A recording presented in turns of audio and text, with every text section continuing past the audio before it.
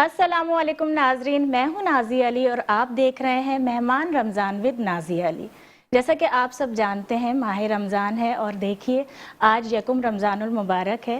رمضان کا جتنا ہم سالہ سال انتظار کرتے ہیں اتنی ہی تیزی سے رمضان المبارک کا مہینہ گزرتا جاتا ہے اور ہمیں پتہ بھی نہیں چلتا۔ برکتوں کی بات کریں تو یہ ماہ مبارک اللہ تعالیٰ کی طرف سے جب ہمیں موصول ہوا، ہمیں ملا اور ہر سال ہم مناتے ہیں، اس میں اللہ تبارک و تعالیٰ ہمارے لیے رحمت، مغفرت، نجات، بہت بے شمار عبادات، ہر چیز کا اہتمام ہم کرتے ہیں اور اللہ تعالیٰ ہمیں نوازتا جاتا ہے۔ وہیں پر اگر ہم بات کریں کہ اللہ تعالیٰ کے احکامات کیا ہیں، قرآن پاک ہمیں کیا درس دیتا ہے، تو اس پر جتنی بات کی جائے وہ کم ہے۔ آج کی اگر میں اپنے موضوع کی بات کروں، اخوت اور بھائی چارگی، آج ہم اس پر بات کریں گے اور جیسا کہ آپ جانتے ہیں کہ اس پر بات کرنے کے لیے میرے ساتھ مذہبی اسکالر بھی موجود ہیں اسٹوڈیو میں، ہم اس پر بھی بات کریں گے، نعت خواں بھی موجود ہیں۔ تعارف کی جانب بڑھوں گی، سب سے پہلے خوش آمدید کہوں گی، السلام علیکم۔ ہمارے ساتھ موجود ہیں علامہ صادق نقشبندی صاحب اور ساتھ میں ہی نعت خواں موجود ہیں ہمارے ساتھ سید ریحان انور۔ دونوں کو بہت خوش آمدید۔ شکریہ، جزاک اللہ۔ رمضان جیسے کہ آغاز ہے اور مصروفیت بھی آپ کی یقیناً چل رہی ہوگی بہت زیادہ، اور اس وقت یہ بطور خاص جو ہمارے پروگرام کا ٹائم ہے اس میں دوپہر کو تشریف لے کر آئیں، اس کے لیے میں ایک بار پھر آپ کی شکر گزار ہوں۔ ویسے آپ صحیح کہنی ہیں کیونکہ راتوں کو جاگنا ہوتا ہے، جی بالکل، سحری بھی، افطاری بھی، اور اس کے ساتھ لیکن ہمیں یہ احساس رہتا ہے اور خیال بھی یہ تھا کہ خواتین بھی، مرد حضرات بھی، یا بچے آج کل جلدی ایک تو چھٹی ہو جاتی ہے اسکولوں کی تو وہ دیکھ رہے ہوتے ہیں ٹی وی، کسی نہ کسی طرح سے اصلاح ہو سکے اور دین کی جو بات ہوتی ہے ان تک پہنچائی جا اصل میں سکے۔ میری بہن بات یہ ہے کہ رات کو کسی کام سے مجھے تھوڑا سا 3 بجے قریب نکلنا پڑا، نہیں بلکہ 2 بجے، تو مجھے جب میں نکلا نا اپنے محلے میں تو مجھے دل میرا بڑا مضطرب ہوا، بہت زیادہ دکھا۔ اچھا، جب میں ہمارے مارکیٹ کی روڈ پر جو ہے وہ تقریباً کچھ نہیں تو 150 پونے 200 لڑکے کھیل رہے تھے کرکٹ۔ جی وہ یہ رمضان افسوس کی بات ہے کہ یہ رات بالکل اتنی عظمت والی، برکت والی رات ہے، اس رات کو بندہ اس تفریح میں، اس طرح کے کھیل کود میں اپنے وقت کو ضائع نہ کرے۔ کھیل کود چلو ٹھیک ہے، اچھی بات ہے وہ ہے، مگر ایسی قیمتی لمحات جو قرب الہی کا موقع ہے، جس کا رمضان کا ایک ایک لمحہ بڑا قیمتی ہے، بلکہ سارے 11 مہینے ایک طرف ہے اور رمضان کا ایک مہینہ ایک طرف ہے، تو اس کو اس طرح کھیل کر، گپ شپ لگا کر، موبائل یوز کر کے، فیس بک یوز کر کے، بلا وجہ بات کر کے اپنی زندگی کو ضائع نہ کیے جائے۔ کھیل سے صحت بنتی ہے، کھیل 11 افراد رہے ہیں اور بیٹھے 150 افراد رہے ہیں، اپنی زندگی کا وقت ضائع کر رہے ہیں۔ حضرت ابوبکر صدیق فرماتے ہیں دارنا فانیہ و احوالنا عارضہ و انفسنا معدودہ و کسلنا موجود۔ آپ نے فرمایا ہماری دنیا فانی ہے، ہمارے احوال عارضی ہے، ہماری سانسیں گنی بھی ہیں اور ہماری سستیاں موجود ہیں۔ تو یہاں کہنے کا مقصد یہ ہے کہ میرا یہ دیکھنے والوں سے اور آگے ان کو بتائیں لوگوں کو کہ کوشش کریں کہ راتوں کو یا دن کو 2 کاموں سے گریز کریں۔ پہلا تو اپنے موبائلوں میں، فیس بک میں، ان چیزوں میں اپنے وقت کو ضائع نہ کریں۔ دوسرا کوشش کریں کہ رات کی لمحات میں، سحری کے ٹائم میرے بچے کہنے لگے کہ اس وقت تہجد پڑھنا کیسا ہے، میں نے کہا یہ تو قرب الہی کا بہترین موقع ہے۔ آپ لوگ تو میں تو اپنے کمرے میں پڑھ رہا تھا۔ سال کے لیے یہ ہے کہ پورے سال پڑھا جائے تو پھر رمضان المبارک میں تو اس کی بات دیکھیں، پورے سال تو بہت کم ہی شاذ و نادر پڑھتے ہیں، مگر اس وقت اللہ نے ہم کو ایک سحری میں اٹھنے کا موقع تو دیا۔ ہم جب سحری کر رہے ہیں تو ساتھ میں اگر تہجد پڑھیں، ایک باندی رات کو تہجد پڑھ کر دعا مانگ لی تھی کہ اے اللہ جو تجھے مجھ سے محبت ہے اس کی برکت سے میری بخشش کر دے۔ آقا نے سنا، کہا کہ ہو سکتا ہے تیرا رب تجھ سے محبت نہیں کرتا ہو۔ اس باندی نے برجستہ جواب دیا، کہا میرا رب مجھ سے محبت کرتا ہے۔ کہا کیسے پتہ چلا؟ کہا وجہ یہ ہے کہ مجھے آپ کو سلا کر رکھا ہے، مجھے اپنی یاد میں جگہ کر۔ سبحان اللہ، سبحان اللہ۔ اچھا علامہ صاحب، یہ تو بڑی اچھی اصلاحی آپ نے بات کی، لیکن جیسا کہ آج ہمارا موضوع بھی ہے کہ ہم اخوت اور بھائی چارگی پہ بات کریں گے، تو احادیث مبارکہ بھی اس کا ریفرنس بھی ملتا ہے، کیا فرمائیں گے اور لوگوں کو کیا پیغام دیں گے؟ دیکھیں، سب سے بڑی بات یہ ہے کہ قرآن نے فرمایا انما المؤمنون اخوۃ، کہ تمام مومن اصل میں آپس میں بھائی ہیں۔ اب ہم مسلمان ہو کر بھی ہم آپس میں ہمارے اندر وہ احساس نہیں ہے۔ وجہ یہ ہے کہ حضور نے فرمایا کہ تمام مسلمان ایک جسم کے مانند ہیں، کہ جسم کے کسی حصے میں تکلیف ہو تو دوسری تکلیف محسوس کرتا ہے۔ جبکہ ہم ایسے ہیں کہ دوسرا تکلیف میں ہو ہمارا ضمیر مردہ ہو چکا ہے، اور ایسا مردہ ہو چکا ہے کہ ہم جو ہے کسی کا احساس نہیں کرتے، یہ ہماری بے ضمیری، ہمارا ضمیر کا مردہ ہونے کی علامت ہے۔ اب یہ ہم اس حوالے سے قرآن نے کہا تمام مومن آپس میں بھائی ہیں، جبکہ ہم یہاں لسانیت میں آپس میں تعصب ہو گیا، یہ سندھی ہے، یہ مہاجر ہے، یہ افغانی ہے، یہ وہ ہے۔ یہ لسانیت کی وجہ سے ہم میں آپس میں نہ اخوت رہا، نہ ہمدردی رہی، نہ بھائی چارگی رہی، نہ ہمیں تعلق رہا، نہ احساس رہا، نہ ملنساری رہی۔ اور جبکہ جب ہم شہد کی مکھی کو دیکھتے ہیں تو شہد کی مکھی جب چلتی ہے اور رسوں کو چوستی ہے تو کوئی کڑوا ہوتا ہے، کوئی کھٹاس والا ہوتا ہے، کوئی بے ذائقہ ہوتا ہے، مگر وہ شہد کی مکھی سب کو چوس کر ایک میٹھا شہد بناتی ہے۔ اسی طرح یہ انسان کوئی زبان کا، کوئی کسی لسانیت کا، کوئی کسی تعلق کا، مگر قرآن کہتا ہوا سماکم المسلمین، اس رب نے تم سب کو مسلمان بنا دیا۔ تو آج ہم آپس میں لسانیت میں آپس میں جو ہے تعصب رکھ رہے ہیں، اس لیے اخوت اور بھائی چارگی نہیں رہی۔ اگر ہم وہی شہد کی مکھی کا کام کریں کہ شہد کی مکھی کوئی کھٹا، کوئی نمکین، کوئی بے ذائقہ، سب کو ملا کر ایک میٹھا شہد بناتی ہے، اسی طرح ہم سب مسلمان آپس میں ایک دوسرے کا احساس اور ایک دوسرے کی محبت کا احساس رکھیں تو اخوت بھی ہوگی اور احساس بھی ہوگا۔ اور میری بہن آپس میں گیو اینڈ ٹیک ضرور ہوتا ہے۔ گیو اینڈ ٹیک یہ ہوتا ہے کہ آپ کسی کو اگر احساس کر کے اس کی ضرورت کا احساس کرو گے تو اگر اس کے اندر ضمیر کچھ سا جاگا ہوا ہوگا تو وہ بھی آپ کا احساس کرے گا۔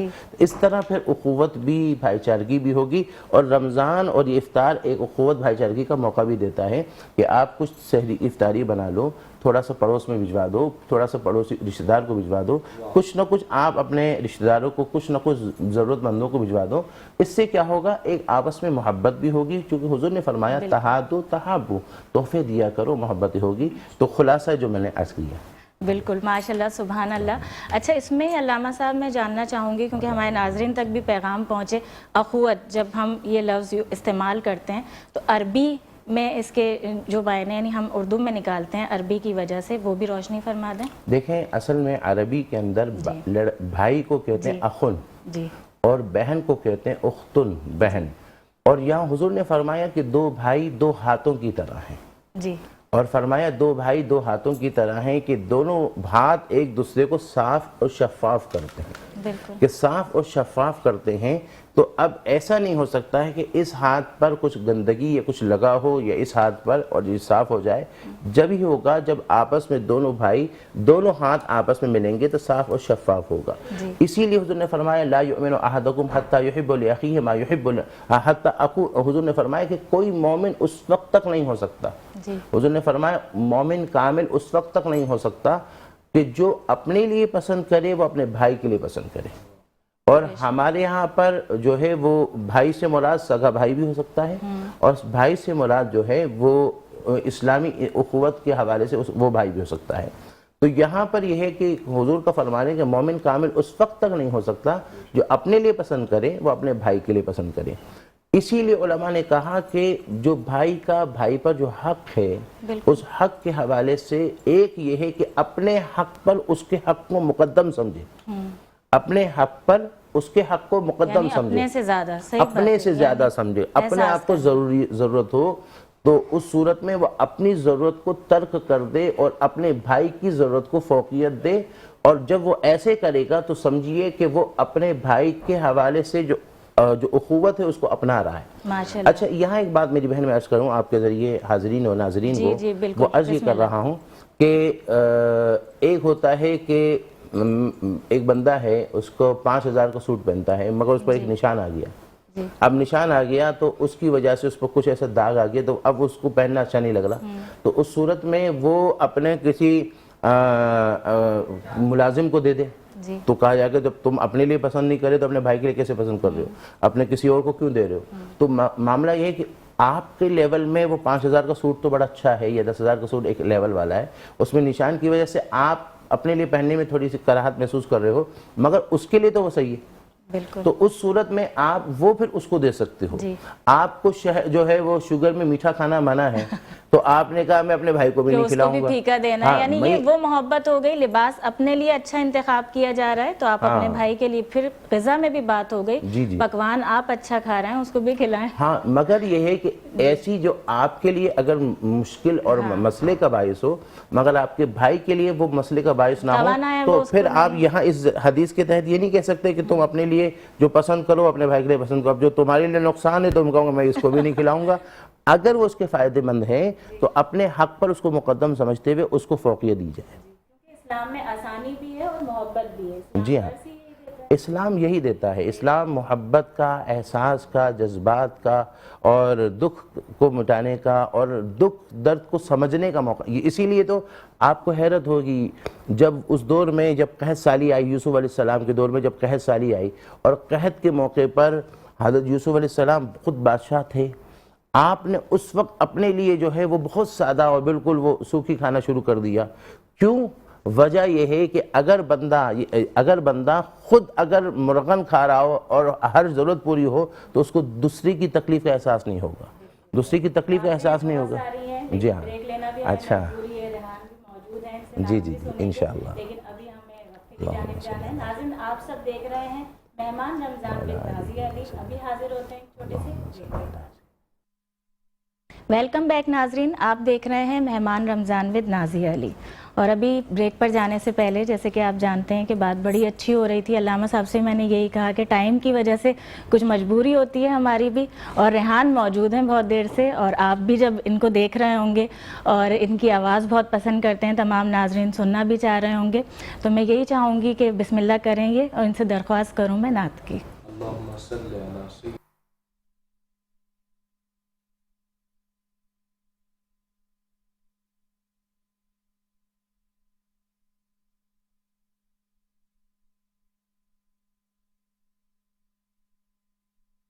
اللہ آن کر لیں اسے. آئیں گے اور گلیوں میں قصداً بھٹک جائیں گے, ہم وہاں جا کے واپس نہیں آئیں گے. ڈھونڈتے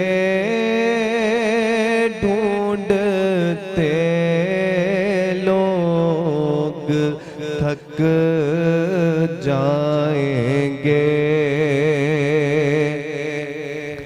جیسے ہی سبز گنبد نظر آئے گا, بندگی کا قرینہ بدل جائے گا. سر جھکانے کی فرصت ملے گی کسے, خود ہی پلکوں سے سجدے ٹپک جائیں گے. ہم وہاں جا کے واپس نہیں آئیں گے. ڈھونڈتے ڈھونڈتے لوگ تھک جائیں گے. ان کی چشم کرم کو ہے اس کی خبر, کس مسافر کو ہے کتنا شوق کے سفر ان کی چشم میں کرم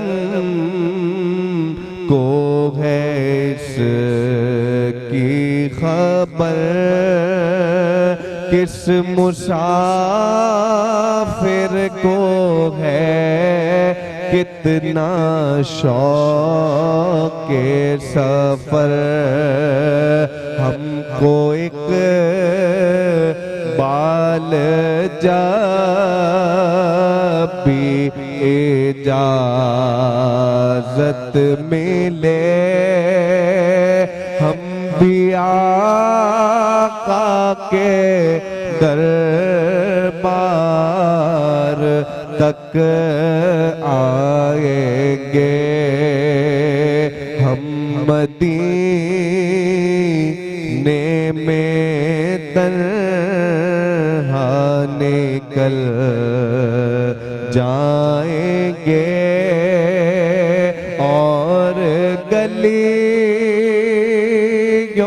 میں قصداً بھٹک جائیں گے۔ اللہ خیر، ماشاء اللہ۔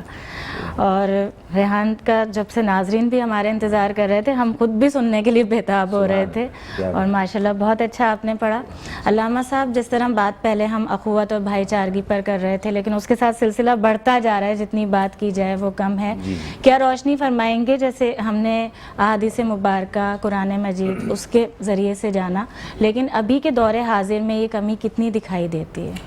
ابھی کے دور میں بھائی بھائی کا نہیں رہا، جی، بھائی بھائی کا نہیں رہا، اور خاص کر کے بے حسی بڑھتی چلی جا رہی ہے۔ جی یہاں تک کہ اگر آپ دیکھیں، یہ مدینے کا تذکرہ کر رہے تھے، جی اخوت کے حوالے سے جو حضور علیہ السلام نے مدینے میں اخوت بھائی چارگی فرمائی تھی، تو مکے میں بھی فرمائی تھی۔ جی، اکثر لوگوں کو نہیں پتا کہ مکے میں بھی آپ نے اخوت فرمائی تھی، اخوت و بھائی چارگی۔ جی، یہ اس دور میں جب اسلام مکہ شریف میں حضور علیہ السلام جلوہ فرماتے، اسلام میں جب صحابہ شامل ہوتے، اسلام قبول کرتے، جی، تو وہ کافر ان کے دشمن ہو جاتے، ان سے تعلق توڑ دیتے، ان کو تنہا چھوڑ دیتے، ان سے ملنسانی ختم، ان سے سوشل بائیکاٹ شروع کر دیتے۔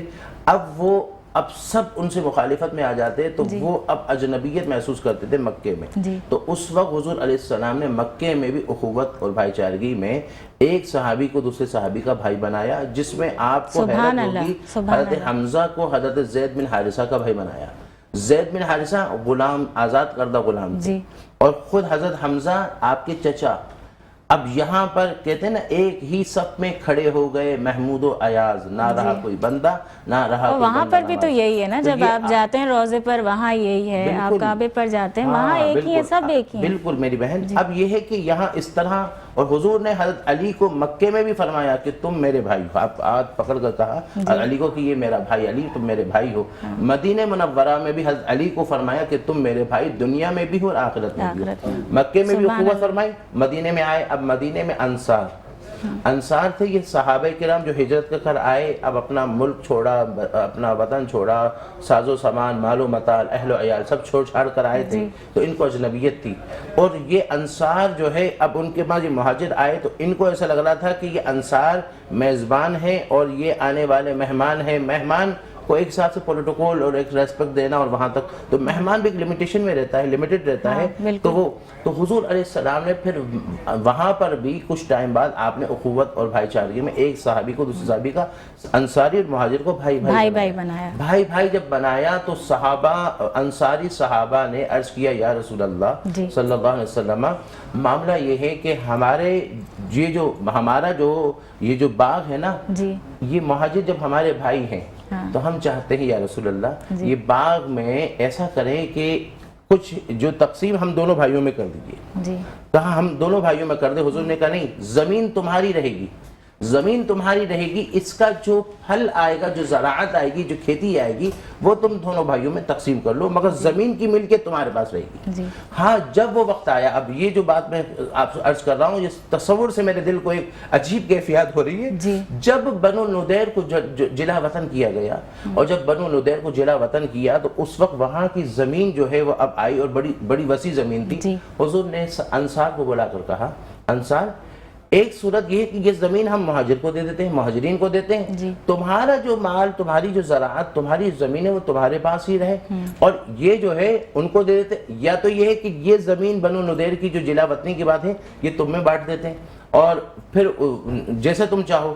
تو انصار صحابہ نے جواب میں کہا, یا رسول اللہ, یہ جو نضیر کی ساری زمین مہاجرین کو دے دیجیے, نضیر کی ساری زمین مہاجرین کو دے دیجئے, اور یہ جو ہمارا جو تھا نا, یہ ہم میں, یہ نہیں کہ اب ہم ہی رہیں, جس طرح حصہ ملتا تھا ویسا ہی حصہ رہے گا, ویسے ہی مہاجرین کو اور انصاری جیسے وہ تقسیم ہوتا رہے گا. اسلام کے اس درس کو بڑا سمجھنے کی بھی ضرورت ہے, لیکن یہ احساس, یہ اخوت تھی کہ وہ کہاں, اور ہمارے دور میں میری بہن یہ ہے, اس کی زمین اور میری زمین, ہمارے پاس تو ایسے کیسز آئے کہ آپس میں پراپرٹی میں لڑائی جھگڑا ہو رہا ہے, ایک دوسرے کو مارا جا رہا ہے, ایک دوسرے کو جادو ٹونا کیا جا رہا ہے, ایک دوسرے کو نقصان پہنچایا جا رہا ہے, کورٹوں میں کسیڑا جا رہا ہے. یہ سارے اس چکر کی وجہ سے کیا ہو رہا ہے کہ بہن بھائی میں آپس میں نہ محبت رہی, نہ احساس رہا, اور بعد کی نسلوں میں دشمنیاں بڑھ گئی. اور پھر بعد میں کیا ہے, یہ سب کچھ چھوڑ کر کہتے ہیں اجڑ گئے وہ باغ جس کے لاکھ مالی تھے, سکندر جب دنیا سے گیا دونوں ہاتھ خالی تھے.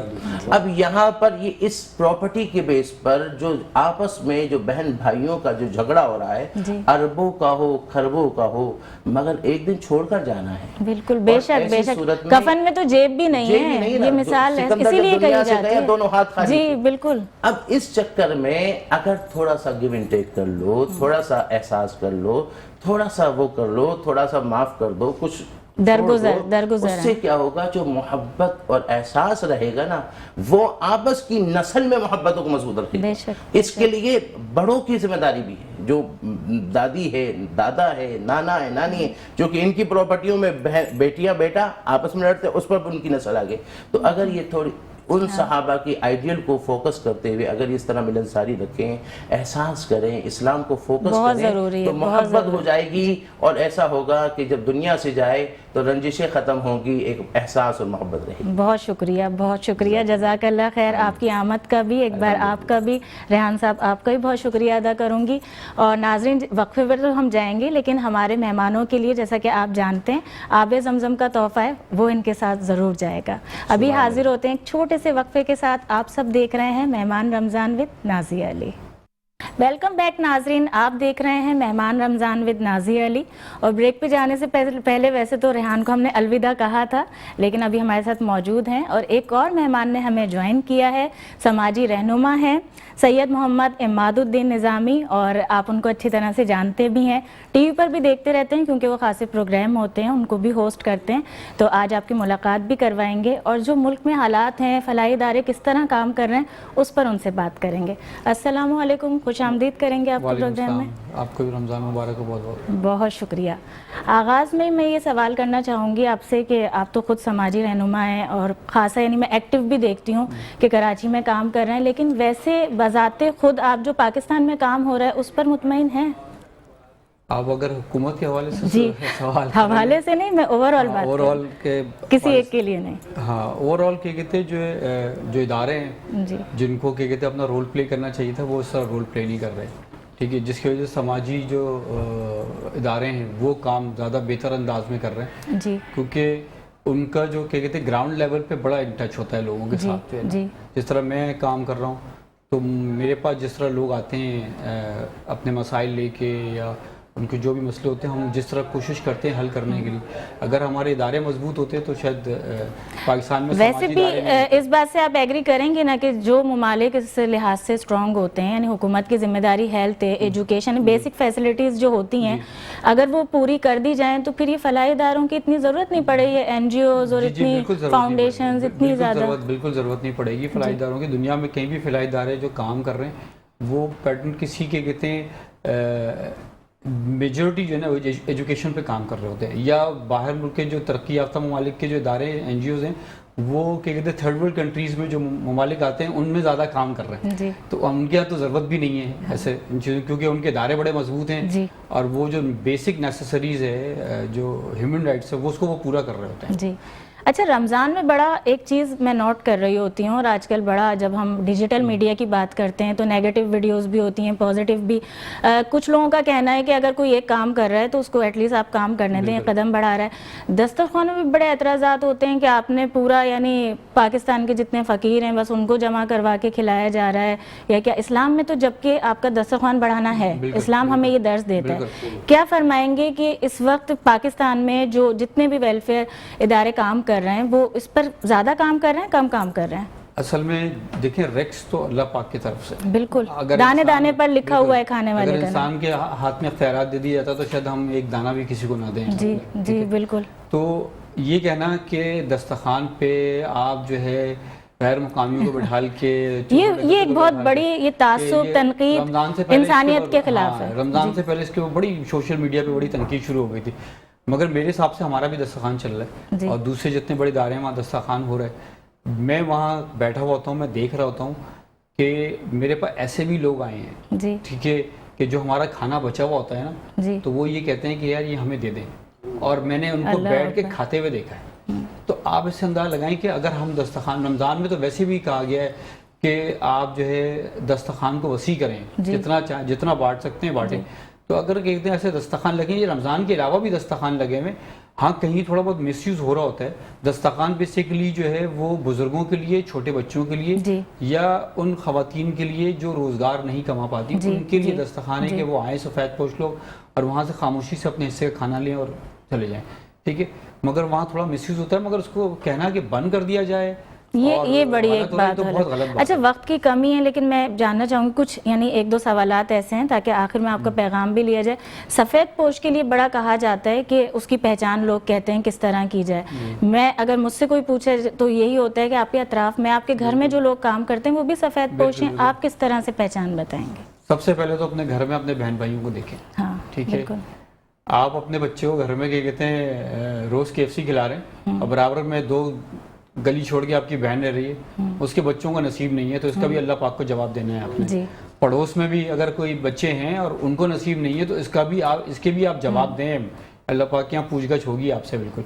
تو سب سے پہلے اپنا گھر ہے، اس کے بعد پڑوس ہے، آپ کا پڑوسی ہیں، پھر اس کے بعد آپ کا محلہ ارد گرد ہے، ان سب کا خیال رکھنا ہے بالکل۔ اور بس وقت کی کمی ہے، ابھی باتیں بہت ساری آپ سے کرنی ہے، انشاءاللہ دوبارہ آپ کو کبھی زحمت دیں گے۔ آپ کا بھی بہت شکریہ۔ اور رمضان میں جیسا کہ ناظرین آپ سب بھی جانتے ہیں کہ کوشش ہوتی ہے کہ کسی نہ کسی طرح جو چیزیں جو باتیں آپ جاننا چاہتے ہیں آپ کی جانب آپ تک پہنچائی جا سکیں۔ اور بس میں صرف یہی پیغام دوں گی جیسے کہ آج ہمارا پیغام اور ہمارا ٹاپک بھی تھا کہ اخوت پر، بھائی چارگی پر، کہ اپنے اطراف میں پیار و محبت بڑھائیں اور خاص طور پر آپ کے رشتہ داروں سے حسن سلوک کریں۔ اور رمضان ہمیں یہی درس دیتا ہے، اور یہ درس صرف 1 مہینے کے لیے نہیں ہوتا، پورے سال عمل کرنے کے لیے ہوتا ہے۔ اپنا بہت زیادہ خیال رکھیں، اپنی دعاؤں میں مجھے یاد رکھیں۔ کل پھر آپ سب سے ملاقات ہوگی مہمان رمضان ود نازیہ علی میں۔ اللہ حافظ۔